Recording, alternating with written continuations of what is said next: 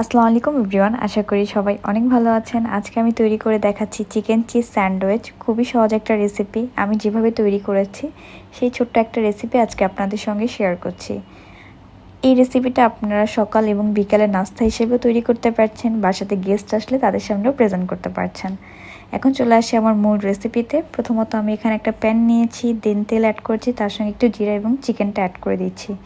চিকেনটা আমি এখানে এরকম কেটে কেটে ছোট ছোট পিস করে নিয়েছি। এখন এটাকে ঢেকে দিচ্ছি কুক হওয়ার জন্য। যখন চিকেনটা এরকম সিদ্ধ হয়ে যাবে এবং কালারটা পরিবর্তন হয়ে আসবে, এটা অলমোস্ট আমাদের এখানে কিছু সময় কুক করে নিলেই হবে। পরবর্তীতে আমি এখানে পেঁয়াজ কুচি এবং ক্যাপসিকাম অ্যাড করে দিচ্ছি। আমি এখানে ক্যাপসিকাম অ্যাড করেছি, আপনারা আপনাদের পছন্দ মতো যে কোনো সবজি ব্যবহার করতে পারছেন।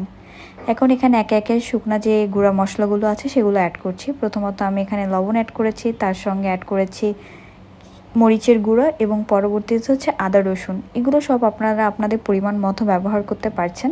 এখন অ্যাড করে দিয়েছি গোলমরিচের গুঁড়া, ধনিয়ার গুঁড়া এবং চিলি ফ্লেক্স। চিলি ফ্লেক্সটা অপশনাল, আমি যেহেতু ঝাল পছন্দ করি সেক্ষেত্রে আমি এটা ব্যবহার করেছি। যদি আপনারা বাচ্চাদের জন্য তৈরি করেন সেক্ষেত্রে এটা স্কিপ করতে পারছেন।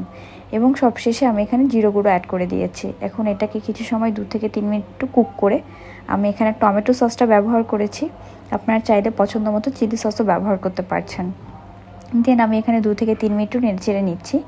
এখন এখানে টমেটো পেস্ট অ্যাড করছি, এটা হচ্ছে গ্রেভির জন্য। এটা আপনারা আপনাদের পছন্দ মতো ব্যবহার করতে পারেন। আমি এখানে 3 থেকে 4টি টেবিল চামচ ব্যবহার করেছি। এই তো রেডি হয়ে গেল আমার চিকেন। এখন হচ্ছে এখানে আমি পাউরুটি নিয়ে নিচ্ছি। পাউরুটির এ পাশটাতে আমি হচ্ছে বাটার অ্যাড করে দিচ্ছি এবং অপর দিকটাতে হচ্ছে আমি অ্যাড করে দিব মায়োনিজ। মায়োনিজটাও আমি হোমমেড মায়োনিজ, আমি খুব শীঘ্রই আমার পেজে হচ্ছে মায়োনিজের রেসিপিটা শেয়ার করব। যেই পার্টটাতে আমি মায়োনিজ অ্যাড করেছি এই পুরো পার্টটাতে হচ্ছে এখন আমি চিকেনটা অ্যাড করে দিচ্ছি এবং তার উপর আমি চিজ দিয়ে দিব। চিজটা দেওয়াতে এটার টেস্টটা খুবই সুস্বাদু হয়ে থাকে এবং আমরা যেভাবে রেস্টুরেন্টে খেয়ে থাকি এটা রেস্টুরেন্টের মতোই স্বাদটা এসে থাকে। এখন আমি আরেক পার্টে পাউরুটি দিয়ে এটাকে হচ্ছে আমি একটা প্যানে একটু বাটার দিয়ে এপিট ওপিট করে একটু ভেজে নিচ্ছি। আমি মূলত একটু এভাবে ভেজে খেতেই পছন্দ করি। দেন হচ্ছে তৈরি হয়ে গেল আমার চিকেন চিজ স্যান্ডউইচ। এটা আপনারা বাসাতেও তৈরি করতে পারেন। Thank you for watching. Bye by.